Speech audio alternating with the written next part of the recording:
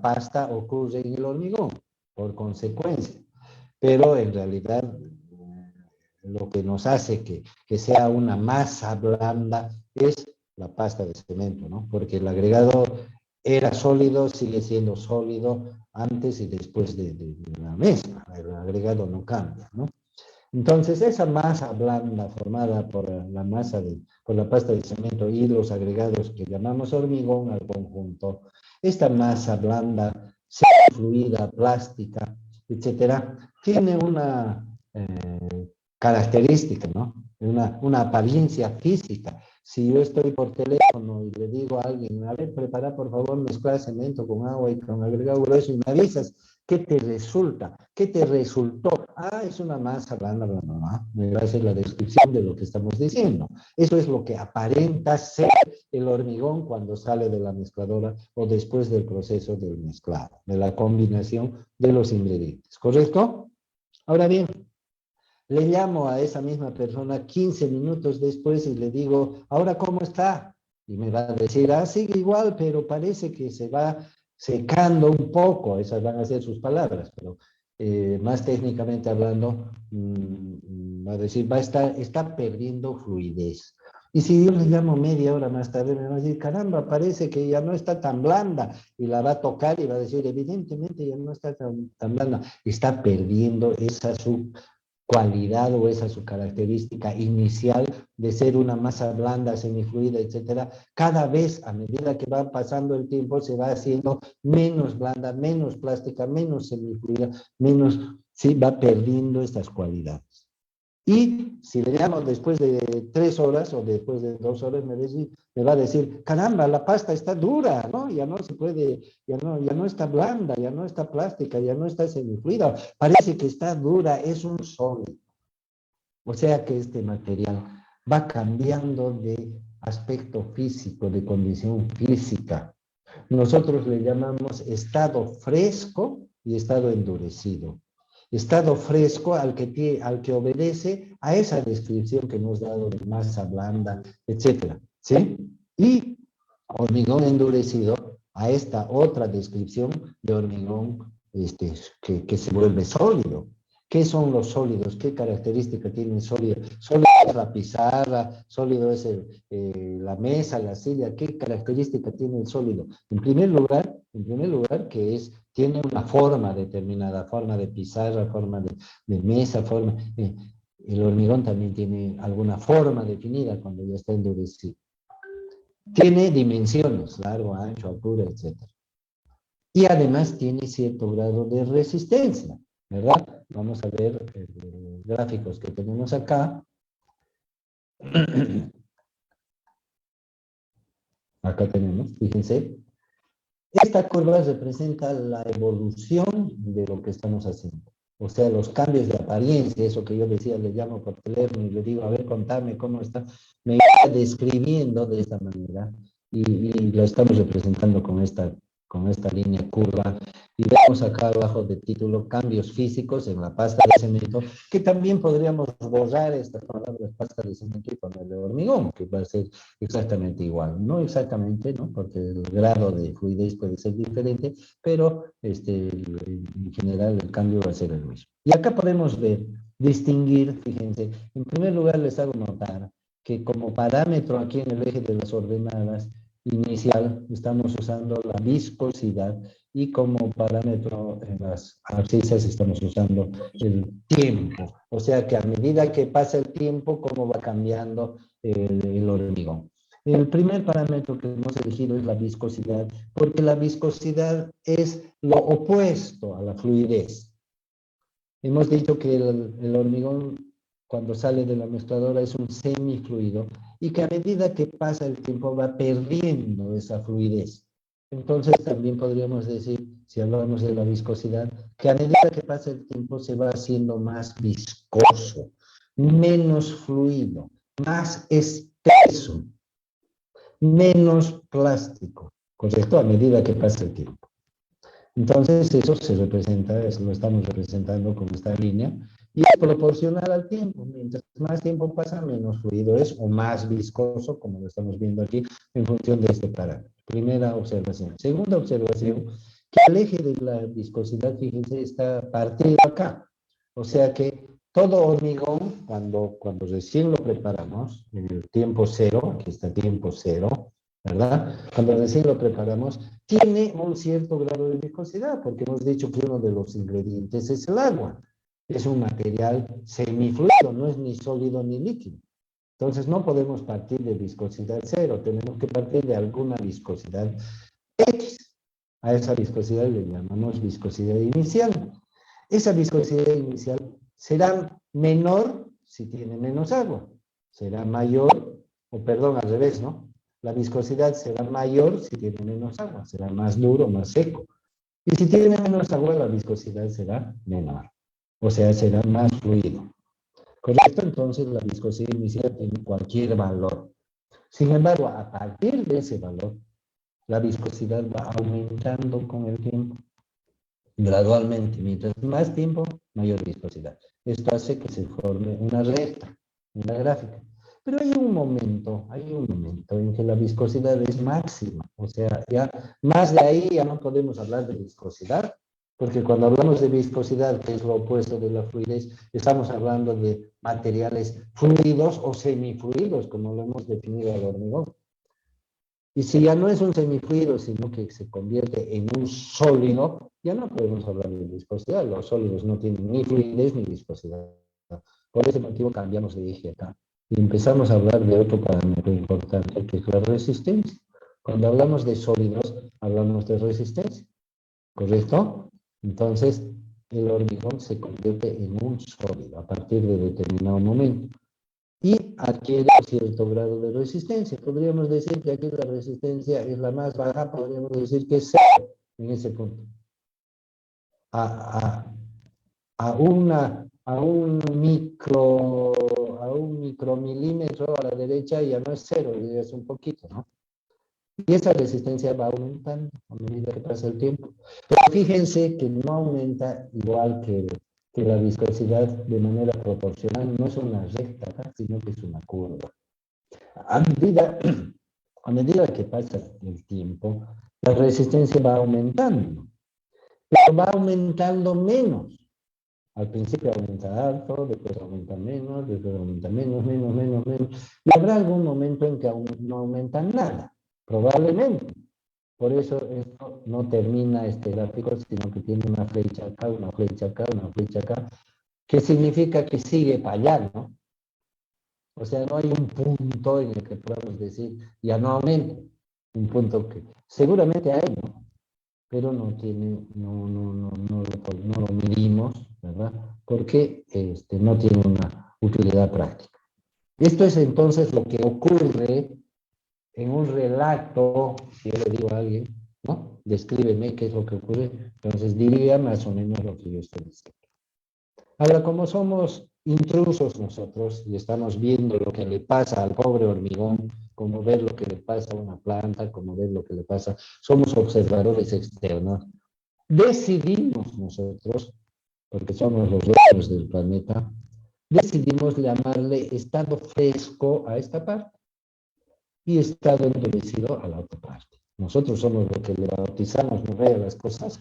Vemos una planta y le bautizamos raíces, lo de abajo, tronco, lo de arriba, hojas, ¿no? Le bautizamos. Entonces le bautizamos estado fresco y estado endurecido. Hasta aquí, lo único que hemos hecho ha sido observar los cambios físicos que ocurren en la pasta de cemento o en el hormigón. ¿Algún comentario, alguna pregunta, alguna cosa, inquietud? Todo ingeniero civil.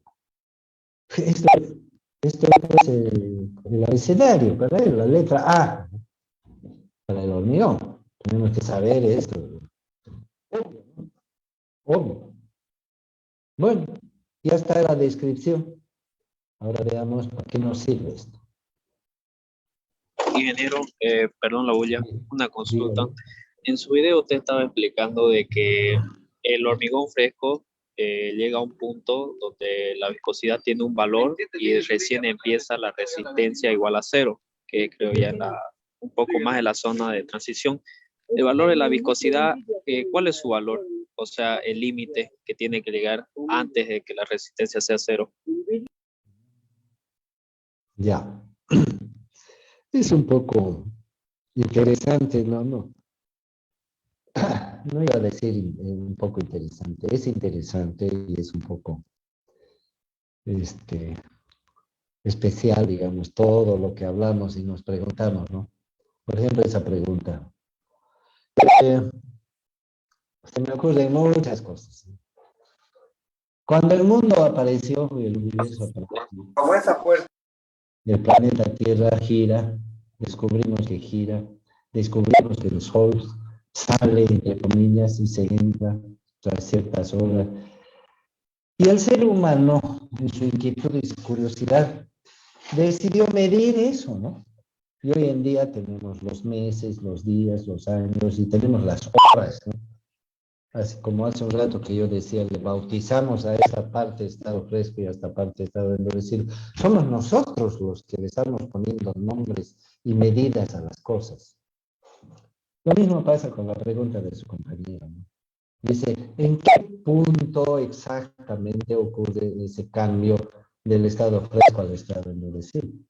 Bueno, pongámonos de acuerdo nosotros en qué punto va a ser eso.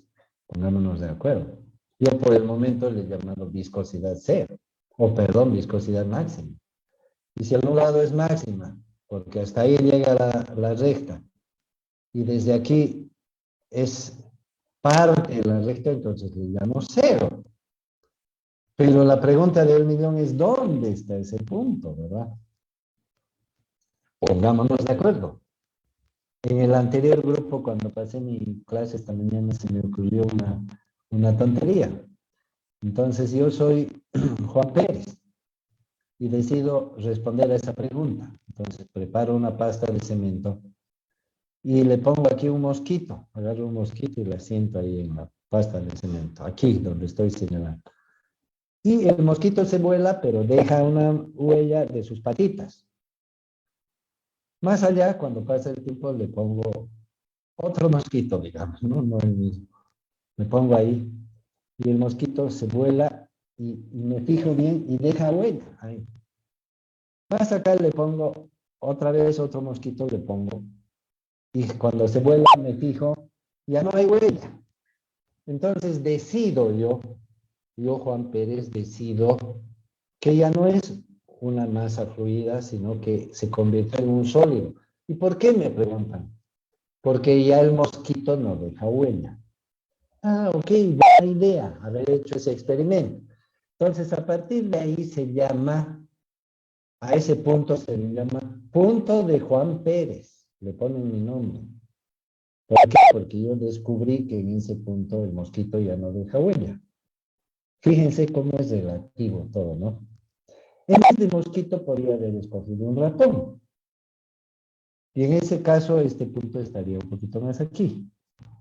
¿Cierto? O sea que estas cuestiones son relativas. ¿A qué le llamamos sólido? ¿A qué le llamamos viscoso? Es una decisión nuestra. Físicamente alguien lo define. Bueno, para que no andemos volando en esto, pero ya les hice notar un detalle importante, ¿no? Sobre la actuación del ser humano sobre los fenómenos físicos.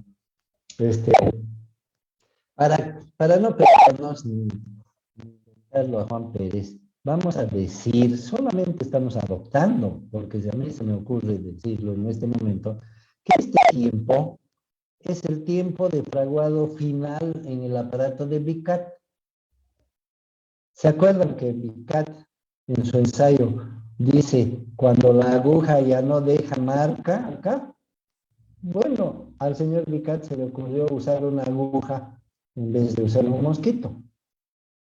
Ya ese es el tiempo. La diferencia está que al señor Juan Pérez nadie lo conoce y al señor Vicat lo conocen en todo el universo, en todo el mundo, ¿verdad? En todos los idiomas y todo el mundo acepta que ese es su ensayo físico del laboratorio es universal y esa es la manera de medir este tiempo.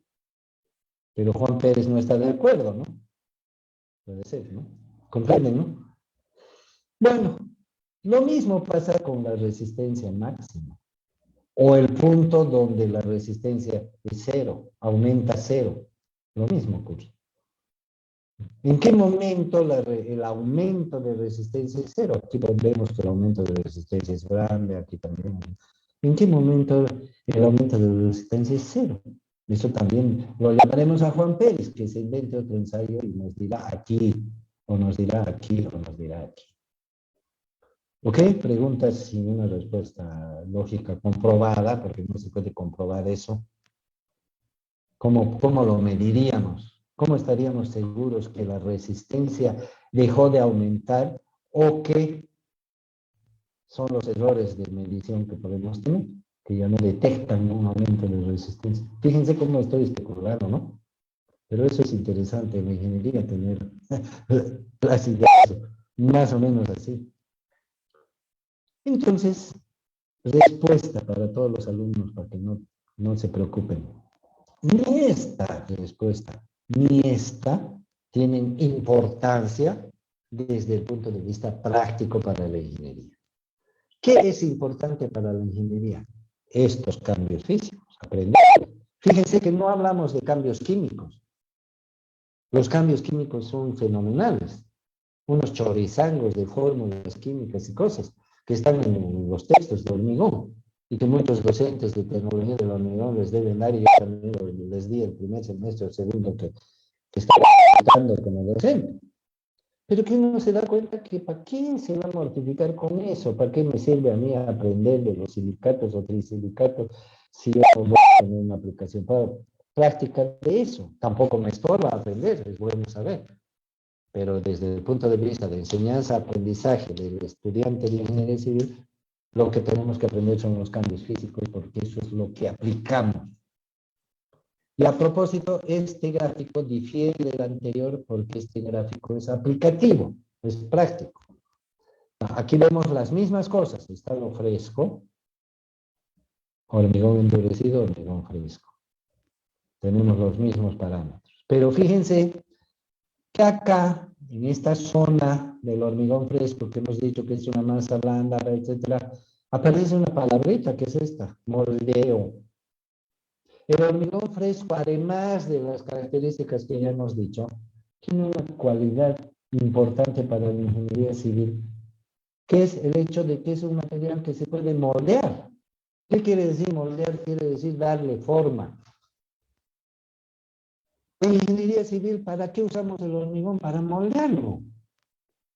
Le damos forma de zapata, forma de viga, forma de columna, forma de losa, forma de edificio, forma de puente, forma de pavimento, de carretera, forma de viaducto, forma de túnel, forma de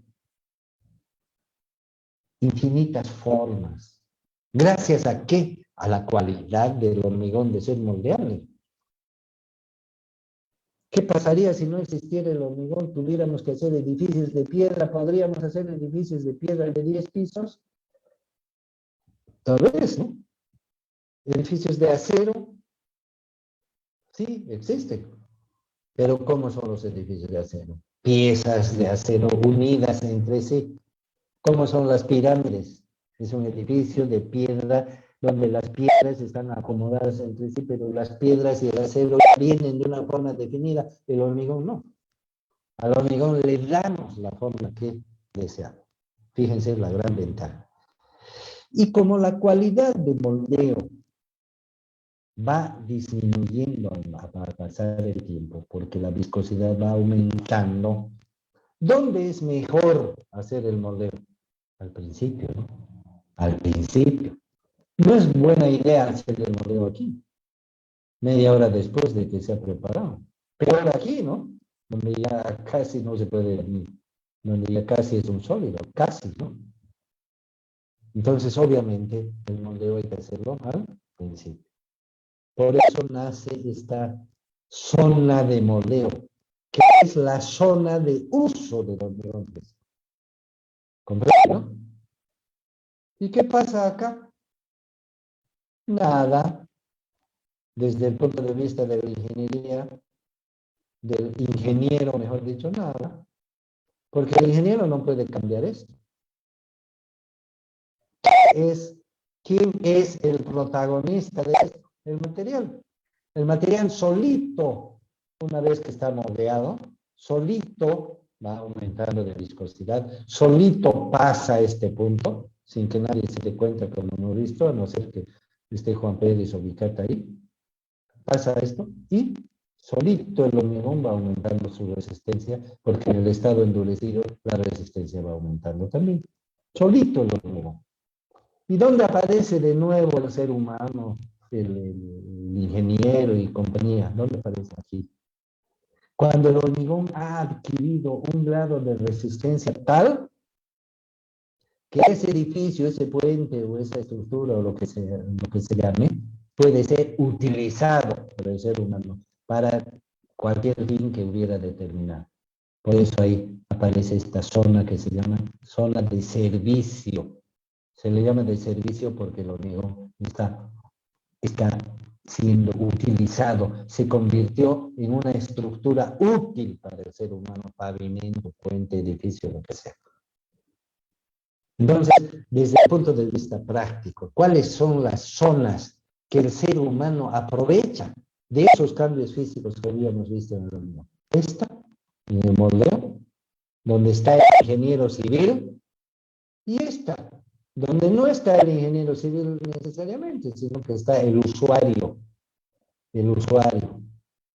Y fíjense un detalle, de todo esto, que puede durar años, porque aquí está la flechita, que va para allá, de todo esto, el único lugar donde efectivamente actúa el ingeniero es este pedacinho.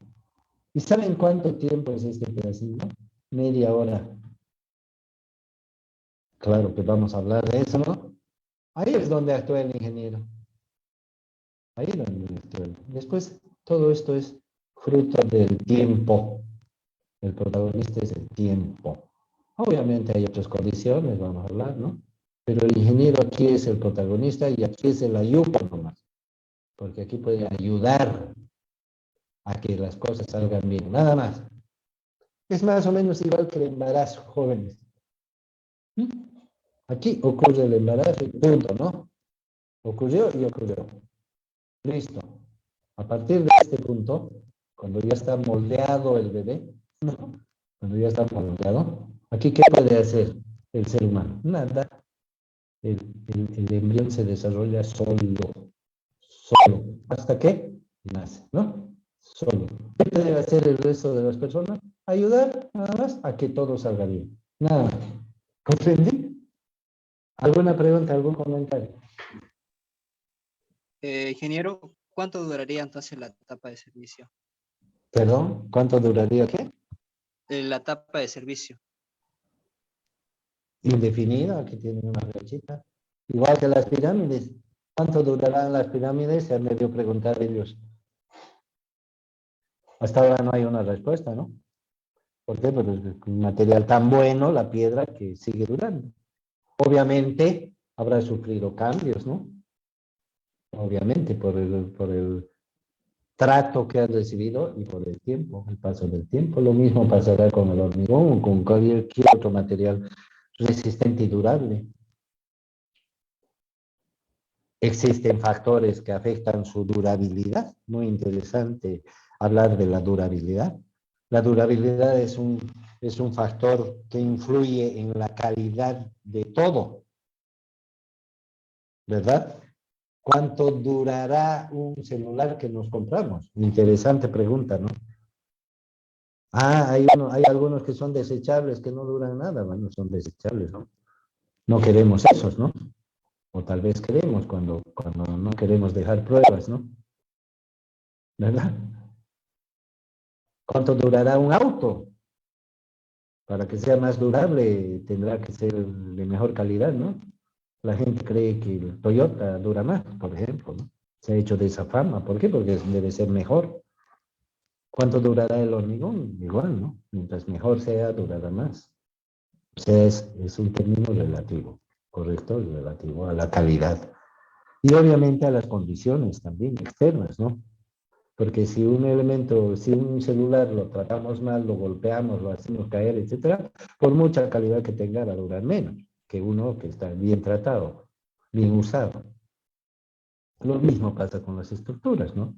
Hay que hacerles mantenimiento, hay que hacerles reparaciones eventualmente, como a las pirámides también, ¿no?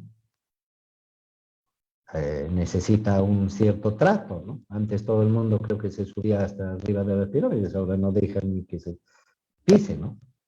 Entonces, el hormigón es lo mismo. A mayor calidad, mayor durabilidad, pero también depende de las condiciones externas. Hay medios que son más agresivos, etcétera, y también depende del trato que le da el usuario, ¿no? Si como aquí en Santa Cruz, un puente donde no tienen que subir camiones de alto tonelaje, pasan a cada rato, bueno, se va a deteriorar, aparte de que es de dudosa calidad y al puente, ¿no? Lo mismo, ¿no? Entonces, el caso del hormigón es similar. ¿Algún otro comentario, alguna cosa? Fíjense que en la pantalla ahorita está la clave de nuestro entendimiento conceptual, ¿no? Esta imagen no podemos perder de nuestras mentes nunca más. No porque necesitemos el detalle, sino el concepto, ¿no? Aquí es donde está nuestro escenario de actuación, está en el moldeo. Si hacemos las cosas bien, hasta aquí todo va a salir bien. Si hacemos las cosas mal, va a salir mal, punto. Esta curva puede ir más abajo, puede ir más arriba, la resistencia esperada va a ser el resultado de eso. Puede ir más abajo, ¿no? Ojo con eso, ¿no? No es que siempre va a llegar ahí, ¿no? Hagamos lo que hagamos acá, ¿no? No, no. Si dibujamos las variables, aquí van a haber cientos de curvas, una por acá, otra por acá, otra por acá, otra por acá, más arriba, más abajo, ¿no? Nuestra curva tiene que ser eficiente, nuestra curva. No sé si no hay preguntas, no comentarios, dejo el gráfico, ¿no? ¿Qué más, jóvenes? No sé, seguramente no es la idea repetir el texto como les dije, ¿no? Pero bueno, sin que queriendo, ahí estamos. ¿Algo más? Ingeniero, si por ejemplo se pide hormigón a una empresa, digamos, y resulta que en el trayecto ese mixer se retrasa y se pasa a los 30 minutos, el hormigón ya no serviría. Hay dos circunstancias. Si el hormigón es normal, o sea, no tiene ningún ingrediente, nada para alargar su tiempo, obviamente no serviría, no debería recibirlo. Y el otro caso es en el que se toma alguna previsión para poder considerar esa situación. Debería, ¿no? Considerarse alguna situación. El ingeniero está para eso, ¿no? Para analizar cuáles son las circunstancias particulares de su propio problema, de su propio trabajo. Y en función de eso, tomar las decisiones adecuadas para su caso específico. Cada caso es un caso. Es igual que el médico. Cada paciente es distinto, ¿no? No puede un médico hacer una receta para todos los resfriados. Entonces ya no les vería, ¿no? Al paciente le daría a su secretaria nomás. Si viene algún resfriado, le da esto y le cobra la consulta, ¿no? Tiene el médico que escuchar del paciente qué siente, tiene que mirarlo al paciente, de repente es gordo, de repente es flaco, de repente es niño, de repente es adulto, de repente es viejo, de repente está enfermo, de repente tiene otros problemas, tiene que conversar con él, preguntarle, si hace falta información, tiene que pedirle exámenes, laboratorio, radiografía, etcétera, en función de toda esa información, el ingeniero, el médico con su conocimiento y su experiencia, determina cuál es el trato o el tratamiento que le va a dar a ese paciente en particular. ¿Por qué los ingenieros no podemos parecernos un poquito a los médicos en eso? ¿Por qué? No entiendo yo eso, alguien explíqueme. Los ingenieros de su casa manejan las obras, no entiendo cómo un médico de su casa va a manejar a los pacientes. Le va a decir a la secretaria, a ver, ¿qué pinta tiene el paciente? ¿Se ve caído? No, doctora, ya, entonces, ¿cómo? Pero los ingenieros hacen eso. Ya están vaciando, qué vergüenza, ¿no? Ya están vaciando, el ingeniero debería estar en el vaciado, por lo menos, ya que no está en otras cosas. Y vaciaron, pero todavía, ¿no? Y ayer, ¿cómo fue? ¿Vaciaron? ¿Cómo les fue? Bien, ingeniero, ¿qué clase de ingeniero es ese? Bueno, es un ingeniero boliviano, para empezar, ¿no? ¿Algún comentario, jóvenes? Que tampoco iba a sus clases ni a sus sesiones, ¿no? Así como no va a la obra tampoco. O alguien cree que cuando regresen y hagan su fiesta de promoción, que merecida la tendrán, cada uno tiene derecho. Y después del festejo y todo, al día siguiente ya con su título de ingeniero, se van a ver al espejo y van a ver otra cara, otra persona. No, va a seguir siendo el mismo flojo, el mismo irresponsable, si es que lo fue, y el mismo fraudulento, si es que hizo fraude y trampa y todo, va a seguir siendo el mismo. O va a cambiar porque le reconocieron su título. No va a cambiar porque eso es la calidad de persona. Lo de ser mejor profesional o no se puede cambiar, pero lo de ser mejor persona o no es medio difícil, ¿no? Si es que uno no lo hace todos los días. ¿Mm? Y mejor desde joven, ¿no? Que después es más difícil por razones obvias, porque hay más que cambiar, ¿no? ¿Algún comentario, jóvenes? ¿Alguna cosa más? Bueno, si no hay nada, saben ustedes que WhatsApp está abierto por cualquier consulta. WhatsApp de grupo, por favor, no WhatsApp personal, ¿no? Consultas de la materia, para eso es, ¿no? Ok, gracias, jóvenes.